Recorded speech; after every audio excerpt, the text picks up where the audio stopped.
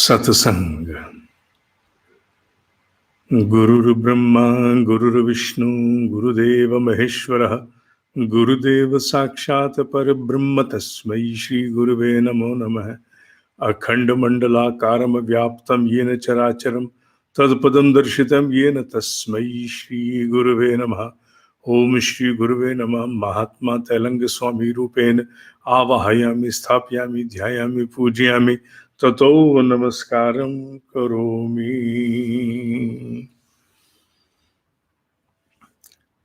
उमाचरण, हम सब उमाचरण बन चुके हैं।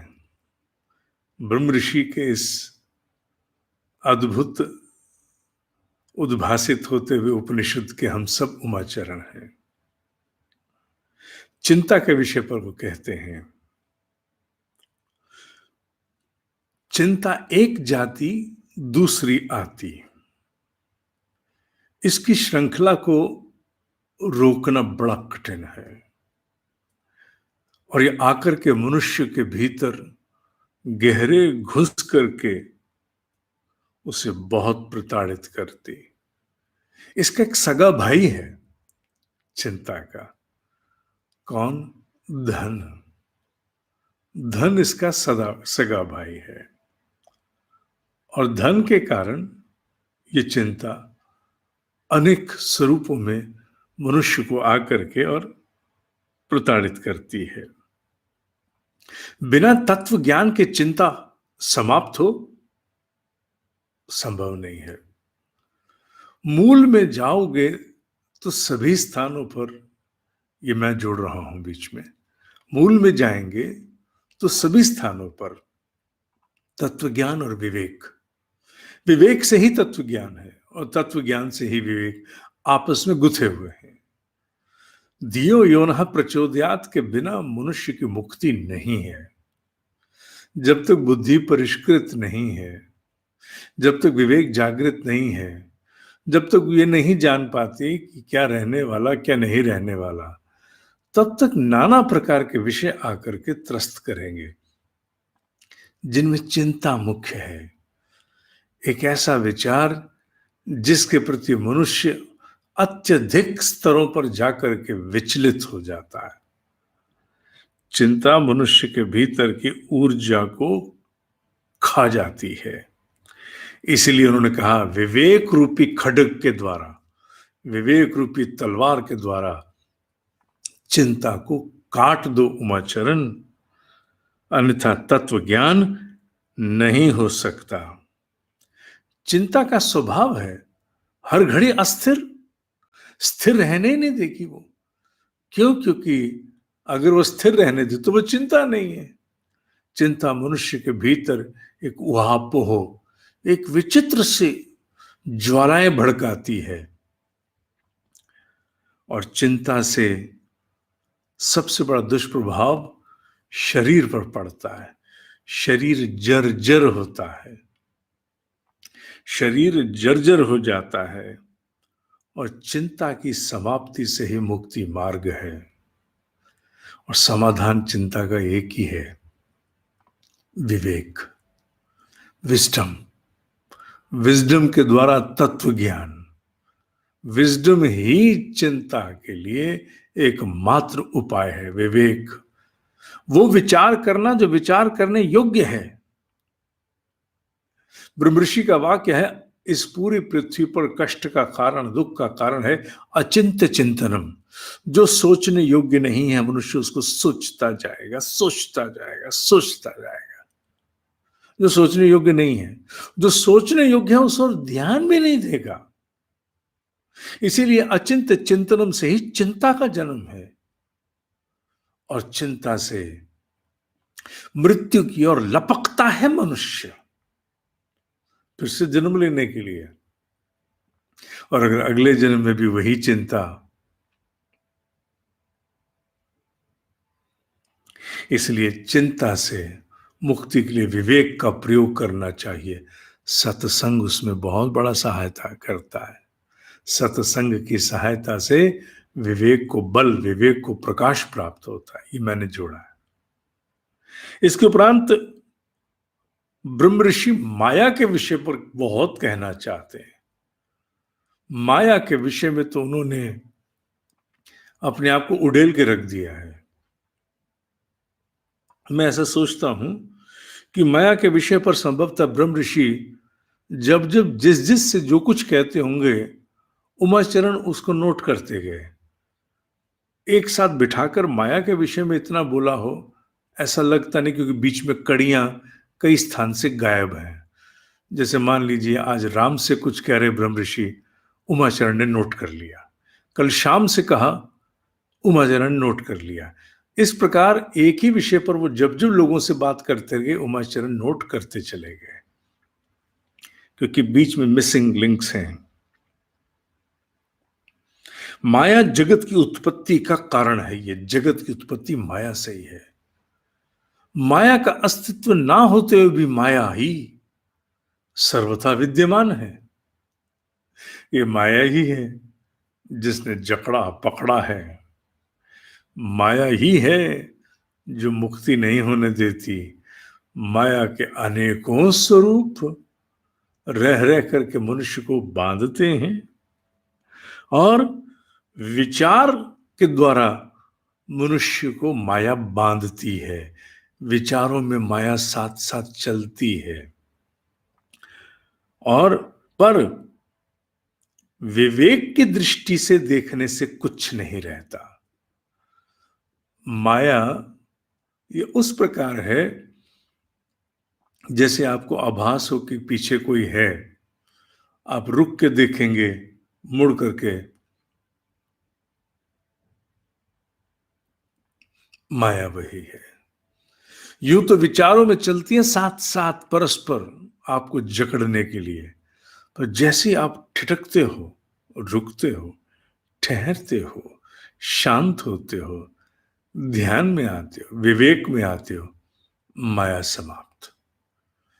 क्योंकि जैसे ही मनन आरंभ हुआ, विवेक आरंभ हुआ, माया टिक नहीं सकती, इसका अस्तित्व नहीं है। ये तब तक है जब तक विवेक जागृत नहीं हुआ है। जब तक इसका स्वरूप अवगत ना हो तब तक ये अपना प्रभाव बहुत दिखाती है। और स्वरूप अवगत तभी होता है जब विवेक जागृत होता है। माया पूर्ण असत्य होने पर भी बिल्कुल सत्य की तरह अनुभव होती है पूर्ण सत्य, पर अनुभूति पूर्ण सत्य की है। इसकी सत्ता जो है माया की, वो परमार्थिक नहीं है, परमार्थ नहीं करने देती, मनुष्य को बांध के संकीर्णताओं में लाती है। माया कहां से आई, कहां से नहीं आई, इसका विचार करने की आवश्यकता नहीं है उमाचरण।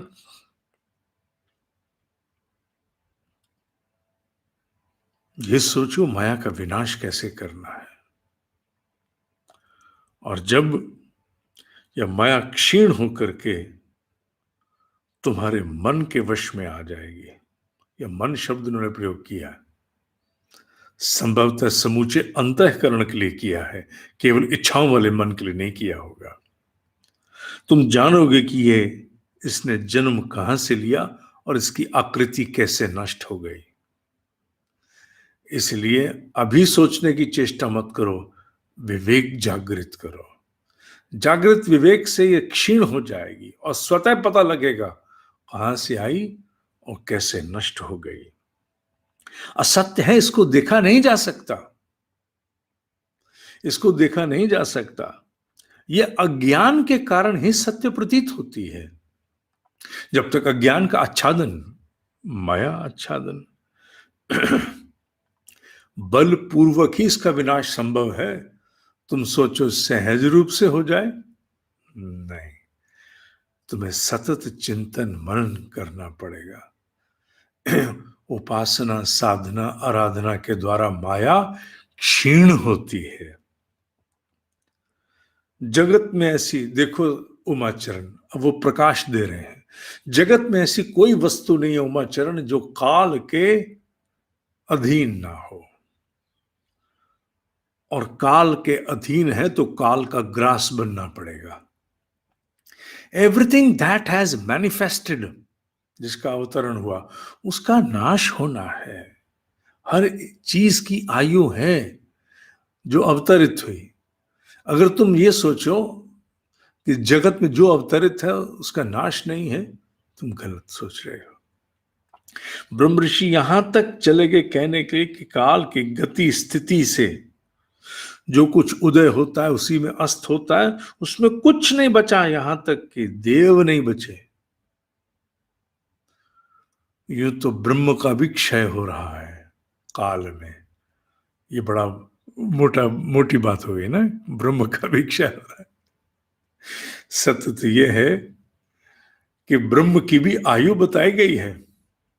ब्रह्मा की, ब्रह्म नहीं, ब्रह्मा शब्द है, मैं गलत बोल गया, ब्रह्मा, ब्रह्मा की भी आयु है।